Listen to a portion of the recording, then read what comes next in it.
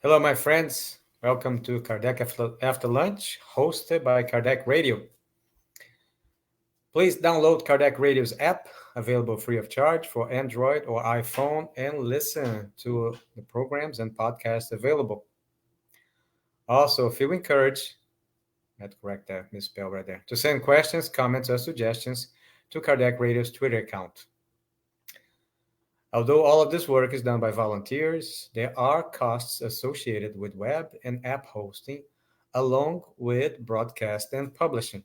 So if you're able to, please be kind and donate so this work of love may continue for many years to come.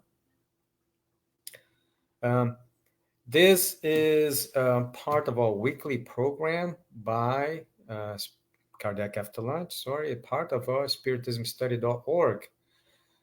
As you see right there, we do this simply and spontaneously. We just read from the book and comment. Okay? Our objective is trying to, little by little, change thoughts, words, and actions by the doctrine. It's not my opinion, by the doctrine. I invite each and every one of you to read it and arrive at your own conclusions. It is a responsibility that we cannot transfer and cannot abdicate from it. Okay. Today we're going to be reading from the Medium's book. This is the book we have on hand. I'm going to be placing here on the screen as well the icon of it. Let's see. And like I mentioned, we just do a little 15 minutes of it, reading and commentary. Feel free to send in questions, comments, or suggestions, okay, as we are going to have them available to be posted on the screen and we can answer.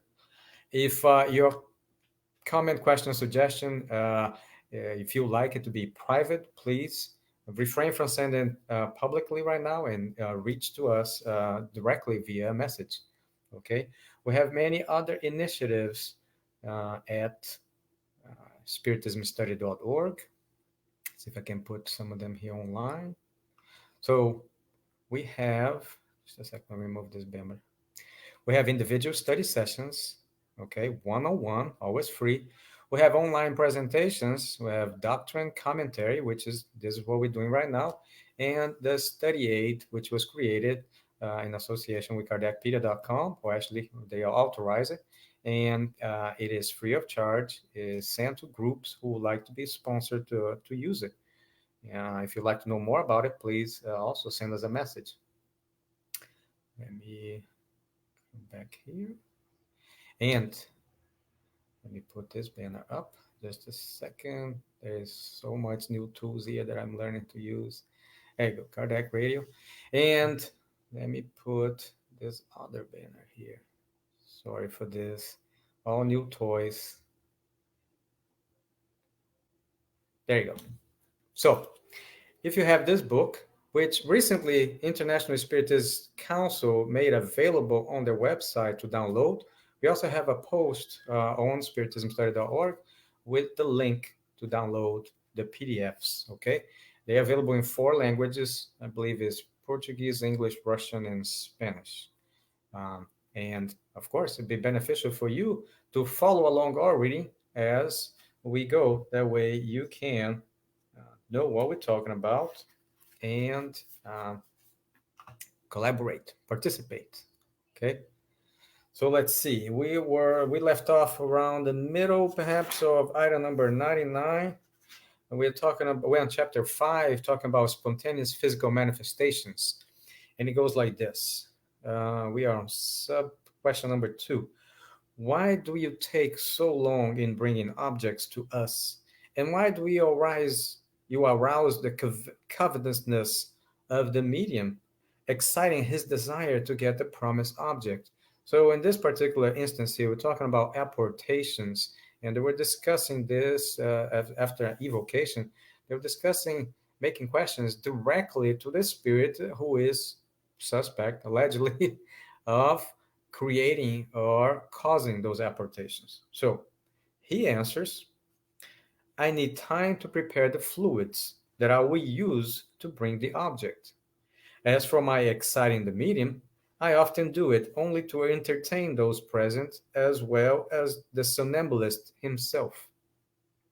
And this is a remark by Erastus, because in this evocation, this session, they have the spirit who has caused the apportations, and a more enlightened spirit who are able to be consulted about the answers that this less enlightened spirit was giving.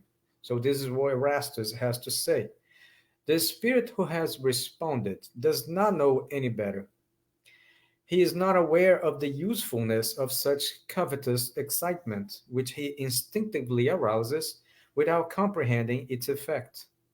So you see, just by us being a spirit, which is basically our natural state, because upon being incarnate, we just get the use of a body. So, upon us leaving this incarnation and going back to the spiritual world, we do not become all knowing, all powerful, or nothing like that. We just transition to a non material existence, which was our previous existence, to be honest. It was just a transition, it was just a state change. Okay. So, being this the case, if you did not know something, you still would not know immediately after death. You may have opportunities to be enlightened in the afterlife. However, if you didn't know, if you did not seek enlightenment, morally, intellectually, spiritually, um, there's nothing that can be done, at that time. So in this case, a spirit who is giving the answers that he or she is able to based on their knowledge. Erastus is saying, well, he doesn't know any better, so he can only explain it this way. So let's continue. He thinks he uses as an entertainment, while he in fact unknowingly stimulates a greater emission of fluid. This is a result of the difficulty that this type of phenomenon presents, a difficulty that is even greater when it is not spontaneous, especially with some mediums. Number three, since the production of this phenomenon depends on the special nature of this particular medium, would it be possible to produce it more easily and rapidly by using a different medium? This is um, spiritists researching and talking to the spirit, made to the spirit this question. And he answers, the production of the phenomena depends on the nature of this medium, and it can only be produced by mediums of like nature. As for rapidity, we find the habit of frequently using the same medium to be of great help. So you see, the medium and the spirit must necessarily have a tune or a affinity to be able to interact and act upon each other. Continue.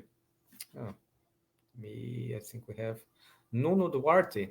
Thank you for your like. Thank you for your support. I appreciate it. We Number four. Can the individuals present influence the phenomenon somehow? And the answer is, whenever there is disbelief or opposition by some of them, it can create serious problems for us.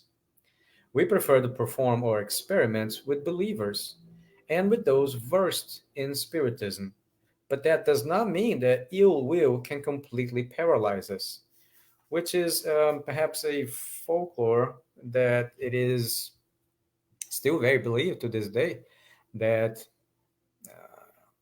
persons perhaps ill will or against or has some preconceived idea against the medium, the experience, or the spirit who's communicating, that their energy or their fluid, if I can put it this way, is able to cancel it out or paralyze that the spirit from communicating or the medium. It's not entirely the case. Let's continue. Number five. Where do you get the flowers and candy you bring to us? And the answer is, I get the flowers from various gardens that I find pleasing. Number six. And the candy. The candy maker must have noticed the disappearance. And the answer is, I get it wherever I like. The candy maker doesn't notice anything since I put other candy in its place. Okay? Number 7, but the rings are valuable. Where did you get those? Haven't you harmed whomever you took them from? The answer is, I took them from places unknown to anybody and in a way they wouldn't harm anyone. Remark by the spirit Erastus. I think the matter was explained incompletely due to the lack of understanding of the spirit who responded.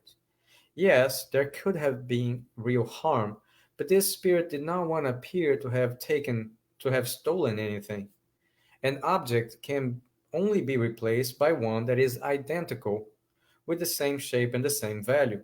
Hence, if the spirit saw the possibility of replacing an object that it took with a similar one, it would not have had any reason to take the object in the first place, because it could have simply used the replacement.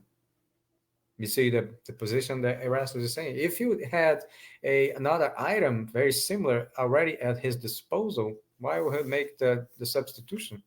You wouldn't need to, right? Number 8. Is it possible to import flowers from another planet? Answer: no, that is not possible for me. And then they redirect this question to Erastus.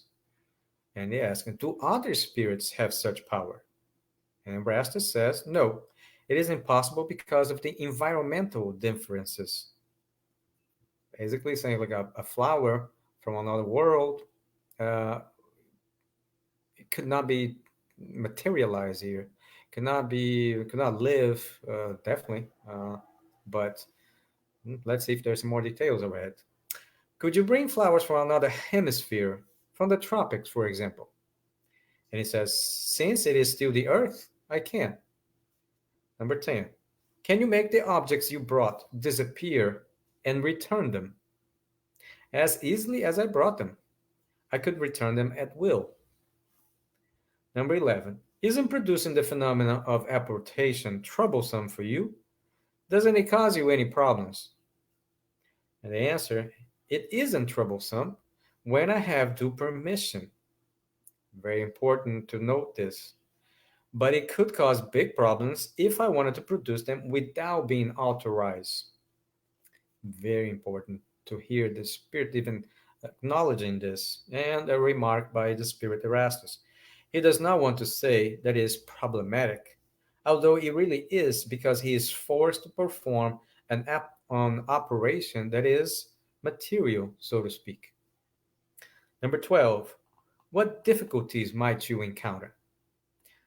And the answer is none, besides bad fluidic conditions, which could be unfavorable. Number 13. How do you bring the object? Do you carry it in your hands? And the answer is no, I enfold it within myself.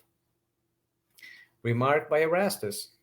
He does not explain very clearly how he does it, because he does not actually enfold the object within his person. However, since his personal fluid can dilate it itself and is penetrable and expendable, he combines a portion of it with a portion of the medium's own animalized fluid. It is within this mixture that he hides and carries the object chosen for apportation. So it is incorrect for him to say that he enfolds it within himself. So you see, sometimes we do get explanations such as this, and throughout the codification of the doctrine, there are also other spirits who offer explanations about certain phenomena that were incomplete, if I can put it that way. And because of the incompleteness of also different explanations, people took that as contradictions. And it was not, because in essence, it was the same thing, but details were utilized by those, well, who did not agree with Spiritism to put it in a negative light. Continue. Number 14. Could you just as easily carry a heavier object? 100 pounds, for example. And he says, weight doesn't matter. We'll bring flowers because they are more pleasant than a heavier object. We're going to pick up from number 15 next week.